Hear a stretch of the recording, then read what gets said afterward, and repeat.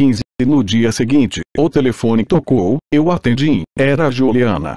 Achei-a cordial e, ao mesmo tempo, muito séria, como se estivesse visando a um objetivo muito importante que não permitia tons brincalhões ou frivolidades. Disse que soubera por Tonino da minha intenção de ligar para ela, então, com alegria, havia se antecipado. Queria me ver, Roberto também fazia questão. Na semana seguinte, ele iria a Anápolis para um congresso e os dois ficariam felizes de me encontrar. Encontrar comigo? Sim. Encontrar com você, sim, com prazer, mas com ele, não, fico sem graça. Por quê? Roberto é uma pessoa afável. Aceitei, é claro, fazia tempo que esperava uma ocasião daquele tipo. Mas, para manter a agitação sob controle, talvez até para tentar chegar àquele encontro com um bom relacionamento entre nós duas, propus a Juliana um passeio. Ela ficou contente, disse pode ser hoje. Ela trabalhava como secretária em um consultório dentário de Via Foria. Nos encontramos no fim da tarde, na estação de metrô na Piazza Cavour, uma região que me agradava fazia algum tempo porque me fazia lembrar dos avós do Múzio, os parentes gentes da infância. Mas só o fato de ver Juliana de longe me deprimiu. Ela era alta, com movimentos harmônicos, avançava na minha direção emanando confiança e orgulho. A compostura que eu notara antes na igreja parecia ter se difundido pelas roupas, pelos sapatos, pelo seu modo de andar, tornando-se uma parte natural da sua pessoa. Acolheu-me como uma eloquência alegre para me deixar à vontade e partimos sem destino. Passamos pelo Múzio, acabamos enveredando pela ladeira de Santa Teresa, eu fiquei sem palavras, oprimida pela forma como a extrema magreza e a maquiagem levíssima lhe imprimiam uma espécie de beleza ascética que incutia respeito. Pensei, aí está o que Roberto fez. Transformou uma garota da periferia em uma jovem como aquela das poesias. Em dado momento, exclamei. Como você mudou, está ainda mais bonita do que quando nos vimos na igreja. Obrigada. Deve ser um efeito do amor, arrisquei, era uma frase que eu ouvira muitas vezes dita por Costanza, por minha mãe. Ela riu, negou. Se com amor você quer dizer Roberto, não, ele não tem nada a ver com isso, disse. Tinha sido ela a sentir a necessidade de mudar e fizera um grande esforço que ainda não havia terminado. Primeiro tentou me explicar em termos gerais a necessidade de agradar quem respeitamos, quem amamos, mas, de uma passagem a outra, a tentativa de se exprimir em modo abstrato foi ficando confusa e Juliana começou a falar de como, para Roberto, tudo estava sempre bom, não fazia diferença se ela permanecesse como era na infância ou se mudasse. Ele não impunha nada, os cabelos desta maneira, o vestido de outra, nada. Você me parece preocupada, disse Juliana, acha que Roberto é daqueles que estão sempre com a cara enfiada em livros, que intimidam, ditam regras. Não é assim, me lembro de quando ele era pequeno, ele nunca foi de estudar muito, aliás, nunca se empenhou como aqueles estudiosos. Ele vivia na rua jogando bola, é daqueles que aprendem distraidamente, sempre fez 10 coisas ao mesmo tempo. Parece um animal que não distingue entre as coisas boas e as venenosas, tudo está sempre bom, porque, eu sou testemunha, só de tocar em algo, transforma cada elemento de uma maneira que deixa todos boquiabertos. Talvez, então, ele faça a mesma coisa com as pessoas. Ela riu, uma risada nervosa. Isso mesmo, muito bem, com as pessoas também. Digamos que, estando perto dele, senti, e sinto, a vontade de mudar. Claro, a primeira pessoa a perceber que eu estava mudando foi Vitória. Ela não suporta que não sejamos totalmente dependentes dela e ficou com raiva. Disse que eu estava me idiotizando, que não comia e estava ficando igual a um cabo de vassoura. Minha mãe, por sua vez, está contente, gostaria que eu mudasse ainda mais e que mudasse Tonino e Corrado também. Uma noite, me disse às escondidas, para que Vitória não ouvisse. Quando você for para Milão com Roberto, leve seus irmãos também, não fiquem aqui, este lugar não gera nada de bom. Mas Vitória não deixa escapar nada. Gianni, ela ouve até o que é dito em voz baixa ou o que nem chega a ser dito. Então, em vez de ficar irritada com a minha mãe, da última vez que Roberto foi ao Pascone, ela o enfrentou e disse: você nasceu nestas casas, cresceu nestas ruas, Milão veio depois, é para cá que você tem que voltar. Ele ficou ouvindo, como sempre. Seu caráter o faz escutar até as folhas quando tem vento. Depois deu uma resposta educada sobre as contas que nunca devemos deixar em aberto, mas acrescentou que, por enquanto, ele tinha contas a fechar em Milão. Ele é assim mesmo. Escuta, depois segue o próprio caminho ou, de qualquer maneira, todos os caminhos que atiçam sua curiosidade, inclusive, se for o caso, o caminho que você sugeriu. Então vocês vão se casar e morar em Milão. Vamos. Ou seja, Roberto vai brigar com Vitória. Não, com Vitória, eu romperei, Tonino, Corrado. Mas Roberto, não, Roberto faz o que deve fazer e não rompe com ninguém. Ela o admirava, o que ela mais gostava no noivo era sua determinação benévola. Senti que ela se entregara totalmente a ele, considerava o seu salvador, aquele que a arrancara da cidade natal, da escolarização insuficiente, da fragilidade da mãe, da potência da minha tia. Perguntei se ela ia com frequência para a casa de Roberto em Milão. Ela entristeceu, disse que era complicado, que Vitória não queria. Só tinha ido 3 ou 4 vezes porque Tonino a acompanhara, mas bastaram aquelas poucas estadias para que ela amasse a cidade.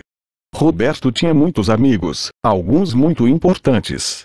Ele fazia questão de apresentá-la a todos e sempre a levava consigo, ora à casa de um, ora a um encontro com outro.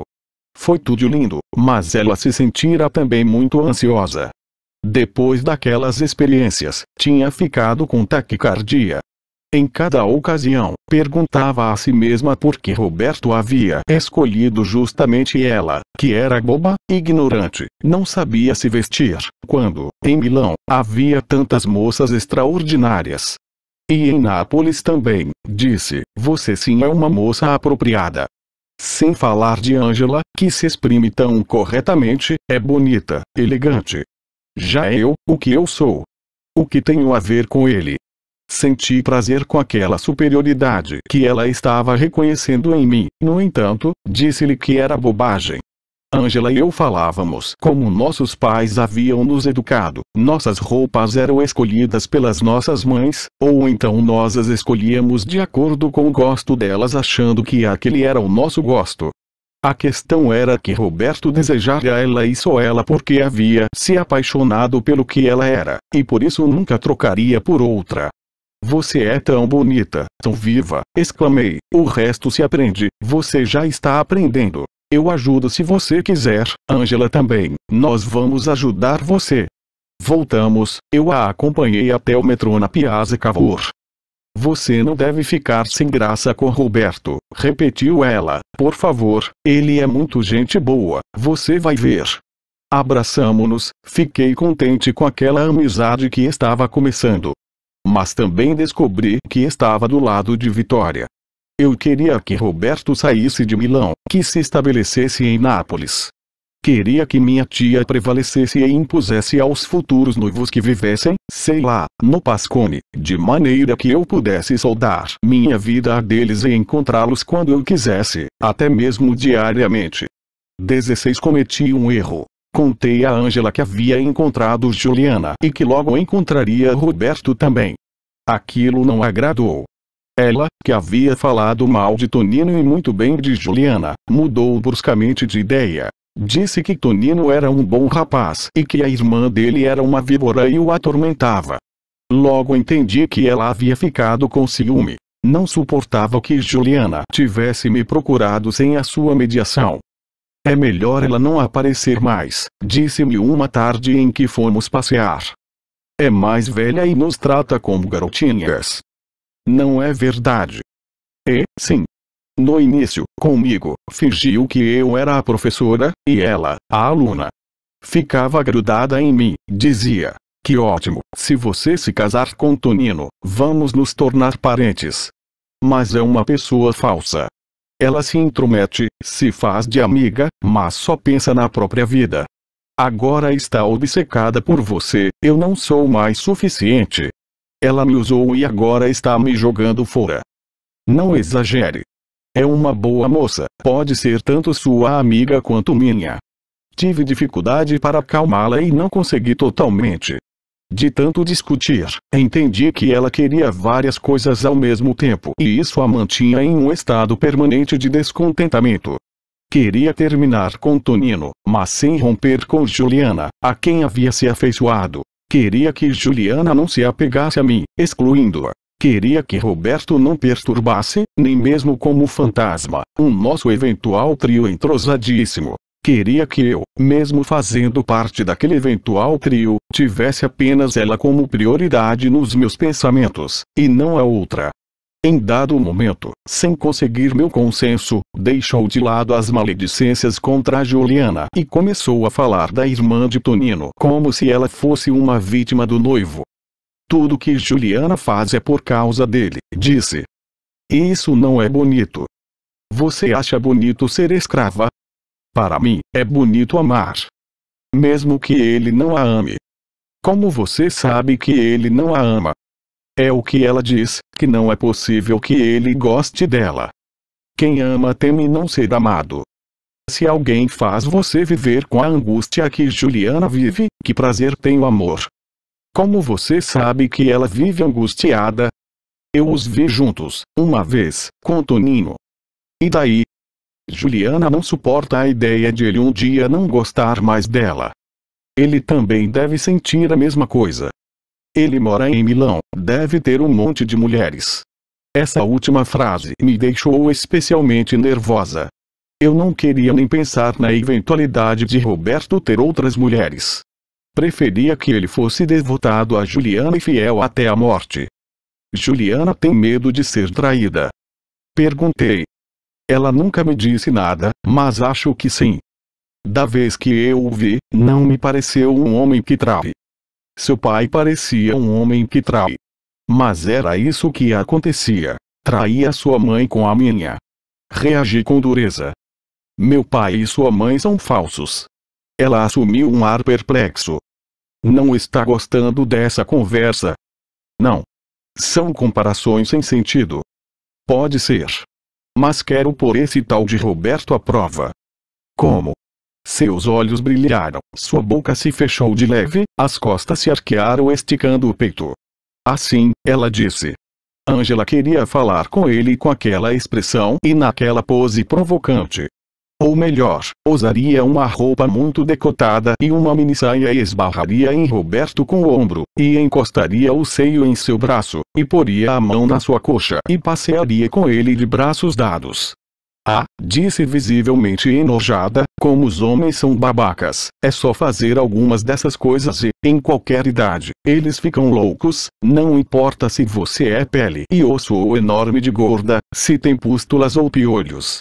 Aquela tirada me deixou com raiva.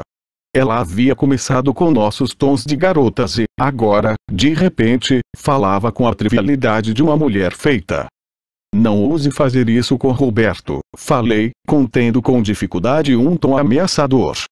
Por quê? Perguntou ela, surpresa. É por Juliana.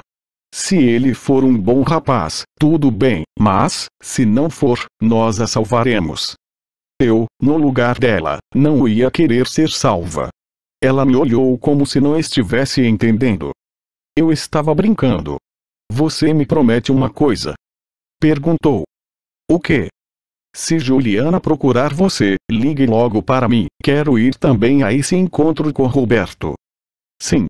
Mas, se ela disser que assim ele vai ficar sem graça, não vou poder fazer nada. Ela se calou, abaixou o olhar e, quando voltou a erguê-lo após uma fração de segundo, tinha nos olhos um doloroso pedido de clareza. Tudo se perdeu entre nós, você não gosta mais de mim. Nada disso, gosto de você, vou gostar até morrer. Então me beije. Eu a beijei no rosto. Ela procurou minha boca, eu me esquivei. Não somos mais crianças, falei. Ela foi embora infeliz rumo a Mergelina. 17 Juliana ligou uma tarde marcando o encontro no domingo seguinte na Piazza Medio. Roberto também iria. Senti que o momento tão desejado, tão imaginado, havia mesmo chegado e, mais uma vez, de maneira ainda mais violenta, tive medo. Gaguejei, falei do monte de deveres que eu tinha para a escola. Ela disse rindo: Gianni, calma, Roberto não vai devorar você, quero que ele veja que eu também tenho amigas que estudam, que falam bem, me faça esse favor. Retrocedi, me confundi, para encontrar algo que emaranhasse o novelo a ponto de impedir o encontro. Falei de Angela. Eu já havia decidido, quase sem admitir para mim mesma, que, caso Juliana de fato tivesse intenção de marcar um encontro comigo e com o noivo, eu não diria nada a Angela, queria evitar mais chateações e tensões. Mas os pensamentos às vezes liberam uma força latente, agarram imagens contra sua vontade e as empurram para debaixo dos nossos olhos por uma fração de segundo. Pensei que a figura de Angela, uma vez evocada, certamente não agradaria a Juliana e, portanto, poderia induzi-la a dizer: tudo bem, vamos deixar para outra ocasião.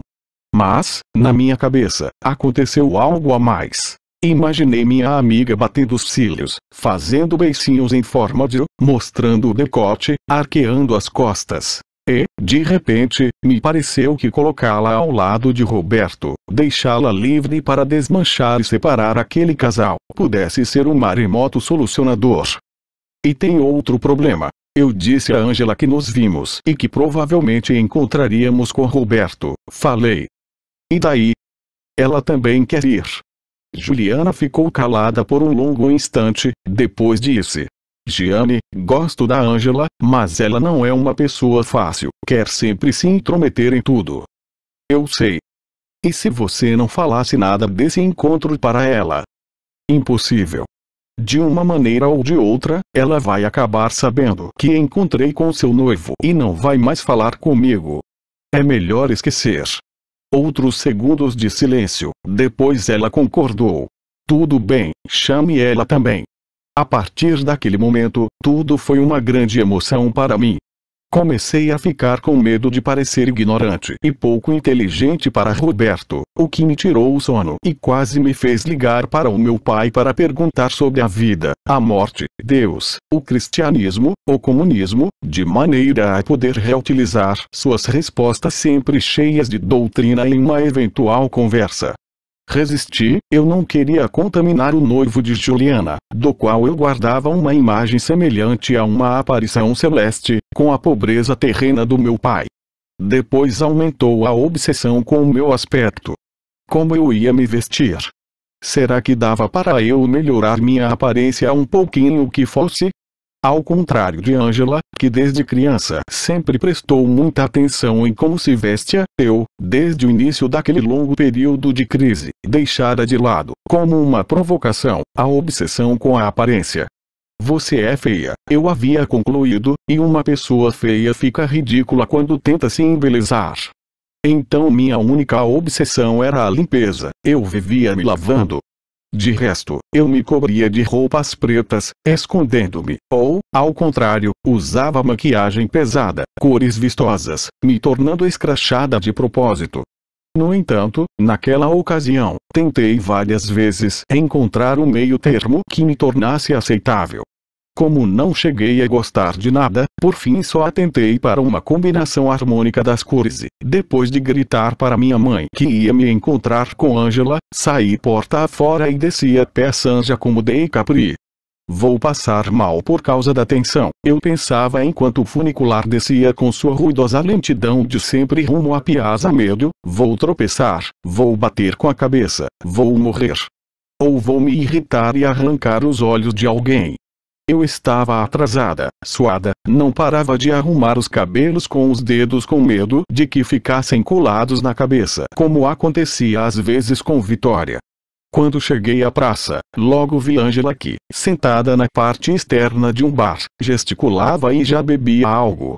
Fui até ela, também me sentei, o sol estava morno. Aí estão os noivos, ela me disse em voz baixa, e percebi que o casal estava atrás de mim. Além de me forçar a não me virar, também não me levantei, como Angela já estava fazendo, e fiquei sentada. Senti a mão de Juliana se apoiar com leveza em meu ombro. Oi, Gianni, vi com o rabo do olho seus dedos bem cuidados, a manga do seu paletó marrom, uma pulseira que mal despontava.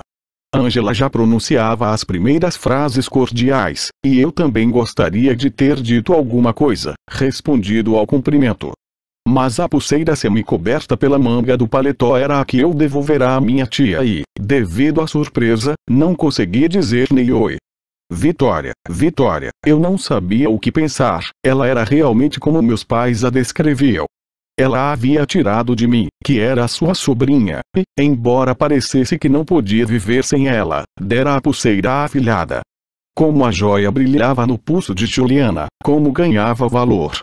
18 Aquele segundo encontro com Roberto confirmou que eu não me lembrava quase nada do primeiro. Finalmente me levantei, ele estava alguns passos atrás de Juliana. Pareceu-me muito alto, mais de 1,90 m, mas, quando se sentou, se retraiu como se amontoasse todos os membros e os compactasse sobre a cadeira para evitar ser um estorvo. Eu tinha em mente um homem de estatura média, mas lá estava ele, possante e ao mesmo tempo pequeno, uma pessoa que sabia se expandir ou se encolher de acordo com a própria vontade. Era sem dúvida bonito, muito mais do que eu me lembrava. Cabelos negros, testa grande, olhos cintilantes, maçãs do rosto proeminentes, nariz bem desenhado, e a boca, com dentes regulares e branquíssimos que pareciam uma mancha de luz na tez escura. Mas seu comportamento me desnorteou. Durante boa parte do tempo que passamos naquela mesa, não demonstrou nenhum dos dotes de orador que havia exibido na igreja e que me marcaram profundamente. Recorreu a frases curtas, a uma gestualidade pouco comunicativa. Só os olhos eram aqueles do seu discurso no altar, atentos a cada detalhe, vagamente irônicos. De resto, me fez pensar naqueles professores tímidos que emanam benevolência e compreensão, não causam ansiedade, além de fazer suas perguntinhas com gentileza, clareza e precisão, depois de ouvir as respostas sem nunca interromper, sem comentar, também dizem no final, com um sorriso bondoso: pode ir embora. Ao contrário de Roberto, Juliana foi nervosamente eloquente. Apresentou-nos ao noivo, atribuindo cada uma de nós muitas qualidades e, enquanto falava, embora estivesse sentada em uma área sombreada, me pareceu luminosa. Obriguei-me a ignorar a pulseira, apesar de não poder deixar de vê-la brilhar de vez em quando em torno do pulso delgado de Juliana e pensar: talvez aquela seja a fonte mágica da sua luz. As palavras, não, foram opacas. Por que está falando tanto? Perguntei a mim mesma. O que a preocupa, certamente não é a nossa beleza. Ao contrário de todas as minhas previsões, Angela estava bonita como de costume, mas não havia exagerado na vestimenta. A saia era curta, mas não excessivamente, estava usando um suéter justo, mas não decotado, e, apesar dos sorrisos, apesar de se mostrar desenvolta, não estava fazendo nada especialmente sedutor. Quanto a mim, eu era um saco de batatas, eu me queria ser, um saco de batatas, cinza, compacta, a protuberância do seio sepultada embaixo de um paletó, e estava sendo muito bem sucedida. De maneira que certamente não era o nosso aspecto físico que preocupava a Juliana, não havia competição entre ela e nós. Convenci-me, então, de que sua ansiedade era causada pela possibilidade de não estarmos à altura. Sua intenção declarada era nos mostrar para o noivo como suas amigas de boa família. Queria que ele gostasse de nós porque éramos garotas do Vomero, estudantes do ensino médio, pessoas de bem. Enfim, havia nos convocado até ali para testemunhar que ela estava apagando de si mesma o Pascone, se preparava para viver com dignidade em Milão com ele. E acho que foi isso, e não a pulseira, que acentuou o meu nervosismo. Eu não queria ser exibida, não queria me sentir como na época em que meus pais me obrigavam a demonstrar para os amigos como eu era capaz de fazer isso, de dizer aquilo, assim que eu percebia que estava sendo forçada a dar tudo de mim, enfraquecia. Fiquei em silêncio, a cabeça vazia, até olhei ostensivamente para o relógio umas 2 vezes. A consequência foi que Roberto, depois de algumas frases de cortesia, acabou se concentrando, sobretudo, em Ângela com o tom clássico de um professor. Perguntou: como é a sua escola? Em que estado está? Vocês têm um ginásio? Qual a idade dos seus professores? Como são as aulas? O que você faz no tempo livre? E ela falou com sua vozinha de aluna desenvolta, e sorriu, e riu dizendo coisas divertidas sobre os colegas, os professores. Juliana não apenas a escutou com um sorriso nos lábios, mas muitas vezes entrou na conversa. Tinha aproximado sua cadeira do noivo, às vezes apoiava a cabeça no seu ombro rindo alto quando ele ria baixinho das tiradas de Ângela. Pareceu-me mais tranquila. Ângela estava se saindo bem, Roberto parecia não estar entediado. A certa altura, ele disse: e quando você acha tempo para ler? Não acho, respondeu Ângela. Quando pequena, eu lia, mas agora não leio mais, a escola acaba comigo. Minha irmã é que lê muito. E ela também, eu sei que ela lê. Apontou para mim com um gesto gracioso e um olhar cheio de afeto. Gianina, disse Roberto. Eu corrigi carrancuda. Giovana. Giovana, disse Roberto, lembro bem de você. É fácil, sou idêntica à tia Vitória, murmurei. Não foi por causa disso. Por que então? Agora não sei, mas, se eu me lembrar, digo. Não precisa. Mas precisava, sim, eu não queria ser lembrada por ser desleixada, feia, mal-humorada, fechada em um silêncio presunçoso. Olhei bem fundo em seus olhos e, como ele me olhava com simpatia e aquilo me encorajava, não era uma simpatia melosa, mas docemente irônica. Obriguei-me a não desviar o olhar, queria sentir se a simpatia dava lugar a um incômodo. Fiz isso com uma persistência da qual, um instante antes, eu não sabia ser capaz, até bater os cílios me parecia uma concessão. Continuou com o tom de professor bonachão, perguntou por que eu tinha tempo de ler apesar da escola, e Ângela, não. Meus professores passavam menos deveres. Respondi taciturna que meus professores eram animais adestrados, recitavam mecanicamente as aulas e passavam, também mecanicamente, tantos deveres que, se fossem os estudantes a exigir os trabalhos, eles jamais conseguiriam fazê-los. Mas eu não me preocupava com os deveres, lia quando sentia vontade, se um livro me prendia, eu lia noite e dia, não dava a mínima para a escola. O que você costuma ler? Perguntou, e como respondi de maneira vaga, na minha casa só tem livros. Antigamente meu pai me indicava alguns, mas depois que ele foi embora eu escolho sozinha. De vez em quando pego algum, ensaios, romances, o que sinto vontade, insistiu para que eu dissesse alguns títulos, o último que eu havia lido. Então respondi. O Evangelho, mentindo para impressioná-lo, foi uma leitura de alguns meses atrás, agora estou lendo outra coisa. Mas eu havia esperado tanto a chegada daquele momento que, na hipótese de que realmente acontecesse, havia escrito de propósito em um caderno todas as minhas impressões para expô-las. Agora estava acontecendo e eu, de repente sem hesitação, falei continuando a encará-lo com falsa calma.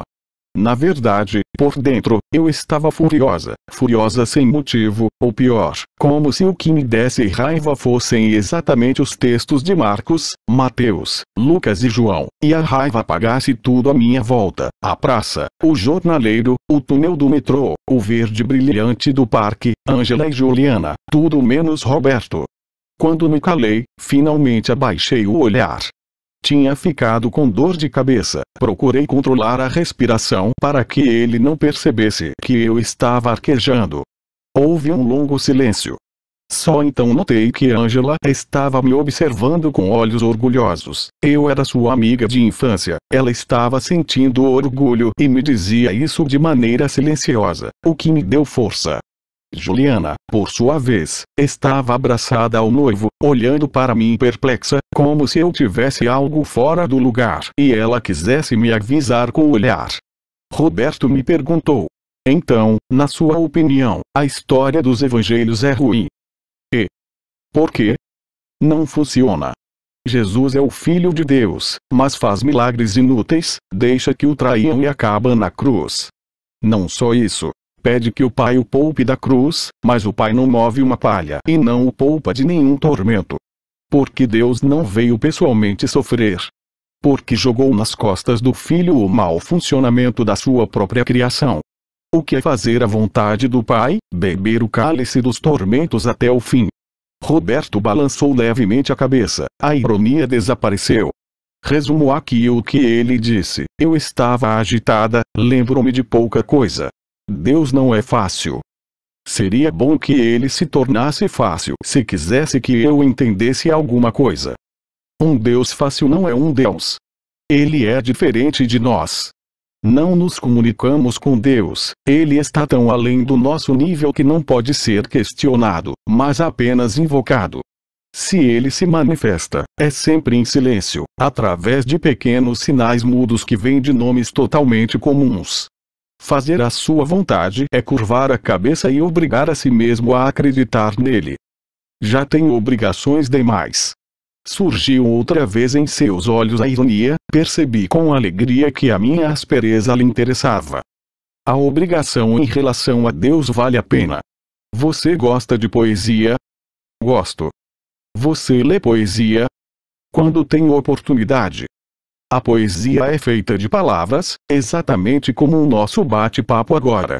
Se o poeta pega nossas palavras banais e as libera do bate-papo, eis que elas, a partir da sua banalidade, manifestam uma energia inesperada. Deus se manifesta da mesma maneira. O poeta não é um Deus, é simplesmente alguém como nós que sabe fazer poesias. Mas aquele fazer abre nossos olhos, nos deixa maravilhados. Quando o poeta tem talento, sim. E nos surpreende, nos dá um solavanco. Algumas vezes. Deus é isto, um solavanco em um quarto escuro do qual não reconhecemos mais o chão, as paredes, o teto. Não há o que raciocinar, não há o que discutir. É uma questão de fé. Se você acredita, funciona. Se não, não. Por que devo acreditar em um solavanco? Por espírito religioso. Não sei do que se trata. Pense em uma investigação como a dos livros policiais, só que o mistério continua sendo um mistério. O espírito religioso é isso, avançar, cada vez mais, para revelar o que continua velado. Não estou entendendo. Os mistérios não podem ser entendidos. Os mistérios não resolvidos me dão medo. Eu me identifiquei com as 3 mulheres que vão ao sepulcro, não encontram mais o corpo de Jesus e fogem. O que deve fazer você fugir é a vida, quando é obtusa. A vida me faz escapar quando é sofrimento. Você está dizendo que não se dá por satisfeita em relação a como vão as coisas. Estou dizendo que ninguém deveria ser crucificado, especialmente por vontade do próprio Pai. Mas não é assim. Se você não gosta de como as coisas são, deve mudá-las. Mudo também a criação. Claro, somos feitos para isso. E Deus? Deus também, se necessário. Cuidado, você está blasfemando. Por um instante, tive a impressão de que Roberto percebera de tal maneira meu esforço para ser páreo para ele que chegou a ficar com os olhos marejados de comoção. Se a blasfêmia me permite um pequeno avanço que for, eu blasfemo, disse ele. Sério? Sim. Gosto de Deus e faria de tudo, até ofendi-lo, para me aproximar dele. Por isso aconselho que você não se afobe em jogar tudo para o alto. Espere um pouco, a história dos evangelhos diz mais do que o que você encontrou até agora. Existem muitos outros livros. Li os evangelhos só porque você falou a respeito daquela vez na igreja e fiquei curiosa. Leia-os novamente. Falam de paixão e de cruz, ou seja, de sofrimento, aquilo que mais desnorteia você. O silêncio me desnorteia. Você também ficou calada por meia hora. Mas, depois, falou, está vendo? Ângela exclamou divertida. Talvez ela seja Deus. Roberto não riu e eu refreei em tempo uma risadinha nervosa. Ele disse. Agora sei por que me lembrava de você. O que eu fiz? Você põe muita força nas palavras. Você, mais ainda. Não faço de propósito. Eu, sim. Sou arrogante, não sou boa, muitas vezes sou injusta. Foi ele a rir dessa vez, e nós três, não. Juliana, baixinho, lembrou que eles tinham um compromisso e não podiam se atrasar. Falou com tom arrependido de quem não quer abandonar uma boa companhia. Depois se levantou, abraçou Ângela e fez um aceno gentil para mim. Roberto também se despediu. Senti um calafrio quando ele se curvou sobre mim e beijou meu rosto. Assim que os dois noivos se afastaram pela via Crispim, Ângela me puxou pelo braço. Você o impressionou, exclamou entusiasmada. Ele disse que leio da maneira errada. Não é verdade. Ele não apenas ficou ouvindo, mas se pôs a debater com você. Imagine, ele debate com qualquer um. Já você é só papo furado, não devia ter ficado grudada nele. Você disse que eu não devia. De qualquer maneira, não pude. Quando eu ouvi com Tonino, ele me pareceu bobo, agora parece mágico. É como todos. Mantive sempre aquele tom de desprezo, embora Ângela me contradissesse o tempo todo com frases como: compare como ele tratou nós duas, vocês pareciam dois professores. Imitou nossas vozes, ridicularizou alguns trechos do diálogo. Fiz caretas, dei risadinhas, mas, na verdade, por dentro, estava exultando. Ângela tinha razão, Roberto havia falado comigo. Mas não foi suficiente, eu queria falar mais e mais com ele, agora, à tarde, amanhã, sempre.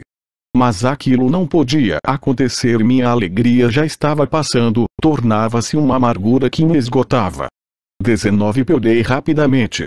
Parecia que o encontro com Roberto só tinha servido para me demonstrar que a única pessoa de quem eu gostava, a única pessoa que, em um brevíssimo contato, me fez sentir por dentro um vapor agradavelmente excitante, tinha seu mundo definitivamente em outro lugar, só podia me conceder alguns minutos. Na volta, encontrei o apartamento da Via Sanja como de Capri vazio, ouvia-se apenas o ruído da cidade. Minha mãe havia saído com uma das suas amigas mais chatas. Senti-me sozinha e, o mais importante, sem nenhuma perspectiva de redenção. Fui me deitar na cama para me acalmar, tentei dormir, acordei sobressaltada pensando na pulseira no braço de Juliana. Eu estava agitada, talvez tivesse tido um pesadelo. Disquei o número de Vitória. Atendeu logo, mas com um alô que parecia sair do meio de uma briga, evidentemente berrado no fim de alguma frase pronunciada de maneira ainda mais berrada um instante antes do toque do telefone. É Giovana, quase sussurrei. Vitória não abaixou a voz. Muito bem. E que diabos você quer? Queria perguntar da minha pulseira. Ela me interrompeu. Sua? Ah, chegamos a esse ponto, você me liga para dizer que é sua? Gianni, eu fui boa demais com você, mas agora chega, trate de ficar na sua, entendeu? A pulseira é de quem gosta de mim, não sei se fui clara. Não, não havia sido clara, ou pelo menos eu não estava entendendo. Estive prestes a desligar, estava assustada, nem me lembrava por que havia telefonado, claro, era o momento errado. Mas ouvi Juliana gritar. É Gianina. Quero falar com ela. E fique calada, Vito, calada, nem mais uma palavra. Logo em seguida, ouvi também a voz de Margarita, mãe e filha obviamente estavam na casa da minha tia. Margarita disse uma frase do tipo: Vito, por favor, esqueça, a menina não tem nada a ver com isso. Mas Vitória gritou. Ouviu, Gianni, aqui chamam você de menina. Mas você é uma menina. E? Então por que se mete no meio de Juliana e do noivo? Responda, em vez de encher o saco com a porra da pulseira. Você é pior do que o meu irmão. Diga, estou ouvindo. Você é mais presunçosa do que seu pai? Logo houve o outro grito de Juliana. Chega, você está louca. Morda a língua se não sabe do que está falando. Naquele momento, a ligação foi interrompida. Fiquei com o fone na mão, incrédula. O que estava acontecendo? E por que minha tia havia me agredido daquela maneira? Talvez eu tivesse errado ao dizer a minha pulseira tivesse sido inoportuna. Todavia, era a formulação certa, ela me dera a pulseira de presente. Mas eu certamente não tinha ligado para pegá-la de volta, queria apenas que me explicasse por que não tinha ficado com ela. Porque amava tanto aquela pulseira, mas não fazia outra coisa além de se livrar dela. Desliguei, voltei a me deitar na cama. Eu devia ter tido mesmo um pesadelo, algo relacionado à foto de Enzo na gaveta do cemitério. A angústia me corroía. E agora tinha aquela sobreposição de vozes ao telefone, ouvi-as novamente na minha cabeça. E só então entendi que Vitória estava com raiva de mim por causa do encontro daquela manhã. Evidentemente Juliana acabara de contar como tinha sido, mas o que Vitória vira naquela história que a deixou furiosa.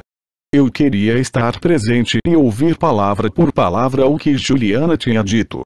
Talvez, se eu também tivesse ouvido o relato, entenderia o que realmente acontecera na Piazza Medio. O telefone tocou outra vez, levei um susto, fiquei com medo de atender. Depois achei que podia ser minha mãe e voltei ao corredor, levantei o fone com cautela. Juliana murmurou: "Alô?" Pediu desculpa por Vitória, fungou, talvez estivesse chorando. Eu perguntei: "Fiz alguma coisa de errado esta manhã?" "Não, Gianni, Roberto ficou entusiasmado com você." "Sério?" "Juro." "Fico contente, diga que falar com ele me fez muito bem." "Não preciso dar o recado, você mesma vai falar com ele. Roberto quer se encontrar novamente com você amanhã à tarde, se você puder. Vamos tomar um café nós três juntos." O laço doloroso da dor de cabeça ficou mais apertado. "Tudo bem", murmurei. "Vitória ainda está com raiva." "Não, não se preocupe. Posso falar com ela." "É melhor evitar, ela está meio nervosa." "Por que está irritada comigo?" "Porque é louca, sempre foi louca e arruinou a vida de todos nós."